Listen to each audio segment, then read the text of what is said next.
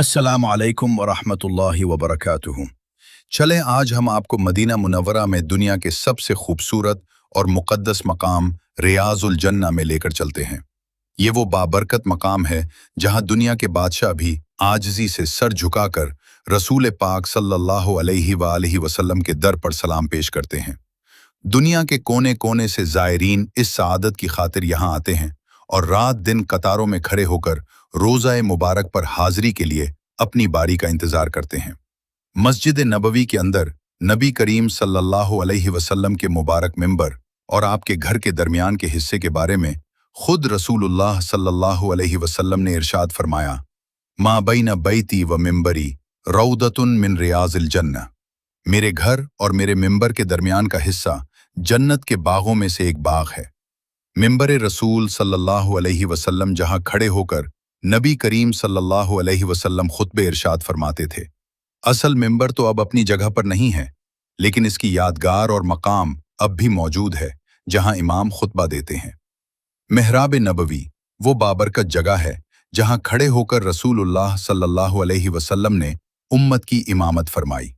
नबी करीम सल्लल्लाहु अलैहि वसल्लम के मुबारक ज़माने में मुअज्जिन रसूल हज़रत बिलाल बिन रबाह रज़ी अल्लाहु अन्ह मस्जिद नबवी में बुलंद मकामात पर खड़े होकर आज़ान दिया करते थे। हज़रत बिलाल की आवाज़ की गूंज और वो पुरकैफ मनाजिर उस दौर के सहाबा किराम के ईमान को ताज़ा करने वाले थे। रियाज़ुल जन्ना के अंदर कई तारीख़ी सुतून हैं जो इस्लामी तारीख़, सहाबा किराम और नबी करीम सल्लल्लाहु अलैहि वसल्लम की ज़िंदगी के अहम वाक़यात के अमीन हैं। आइए इनमें से चंद अहम सुतूनों के बारे में जानते हैं। इस्तवाना आयशा। इस सुतून को सुतून आयशा और सुतून कुरा भी कहा जाता है।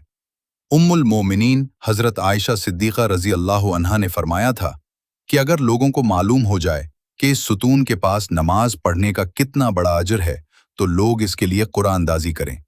यहीं रसूलुल्लाह सल्लल्लाहु अलैहि वसल्लम ने चंद दिन फ़र्ज़ नमाजें अदा की थीं। इस्तवाना अबी लुबाबा। इस सुतून को सुतून तौबा भी कहा जाता है।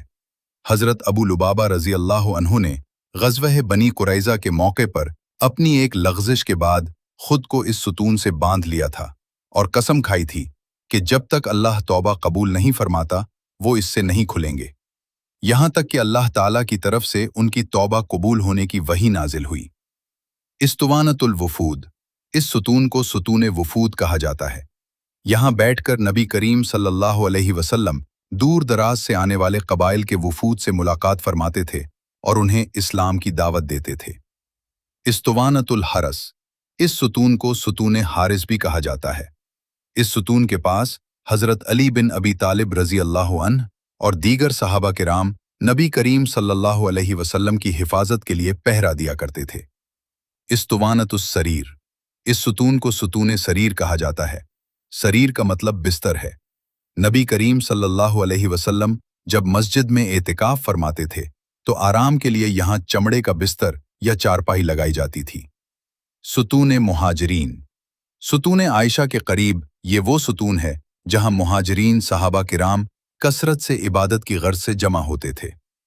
इन तमाम सुतूनों पर पुराने ज़माने की निशानियों के मुताबिक सुनहरी तख्तियाँ बनाकर सुतूनों के नाम लिख दिए गए हैं ताकि ज़ायरीन इन्हें आसानी से पहचान सकें। रियाज़ुल जन्ना की ज़ियारत करना और इन मुक़द्दस सुतूनों के पास नवाफिल अदा करना ज़ायरीन के लिए दुनिया की सबसे बड़ी सआदतों में से एक है।